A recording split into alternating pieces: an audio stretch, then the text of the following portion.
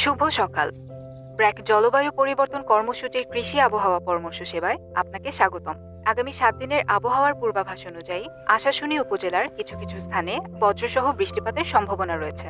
এমন আবহাওয়ায় আমন ধানের কাইট থোর থেকে থোর পর্যায়ে জমিতে পর্যাপ্ত গেল বছর আপনার এই সময় ধান মাঠে তখন আপনার ব্র্যাকের যে অ্যাডাপ্টেশন ক্লিনিকের পক্ষ থেকে যে একটা ভয়েস মেসেজ পাঠানো হয়, তখন ওই আবহাওয়াটা ছিল যে এখান থেকে এক সপ্তাহ পরে ভারী বৃষ্টি অথবা ঝোড়ো হওয়া হইতে পারে।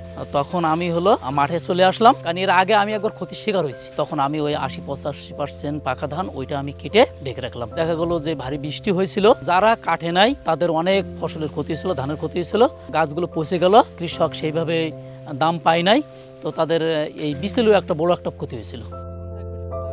আমাদের এই যে বৃষ্টিপাতের সম্ভাবনা, এটা আমাদের জানা জরুরি। কেন শুক্র অথবা রবিবারের মধ্যে কোনো বৃষ্টিপাত হয়, ধানটা যে ক্রপসের আমরা বয়স এবং টাইম লেন্থ এবং আপনার ওয়েদার, আপনার টেম্পারেচার, হিউমিডিটি, সামগ্রিক কিছু বিবেচনা করে ক্রপস টু ক্রপস এবং ফার্মার্স টু ফার্মার্স পরামর্শগুলো ভ্যারি করে। ফিল্ড ইন্সপেকশন করে তারপর আমরা সিদ্ধান্ত নিই যে ওই ফার্মারের জন্য ওই সপ্তাহে কী ধরনের কৃষি পরামর্শ সে গ্রহণ করবে এবং কী ধরনের ব্যবস্থাগুলো সে নেবে।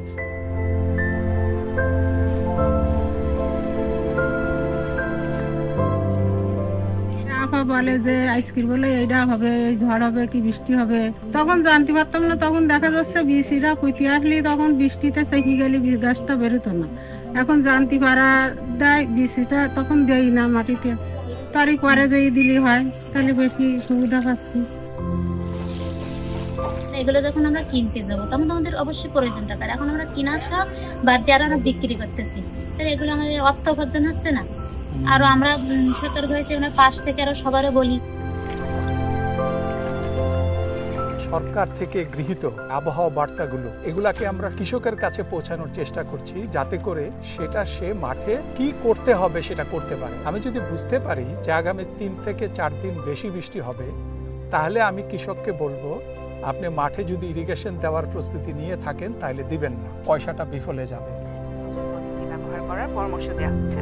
রোগবালাই দেখা দিলে অবশ্যই কৃষি সম্প্রসারণ অধিদপ্তর অথবা ব্র্যাক অ্যাডাপ্টেশন ক্লিনিক প্রতিনিধির পরামর্শ অনুযায়ী ব্যবস্থা গ্রহণ করবেন। মনে রাখবেন, প্রয়োজনের অতিরিক্ত সার এবং কীটনাশক ব্যবহার ফসল এবং পরিবেশের জন্য ক্ষতিকর। ধন্যবাদ।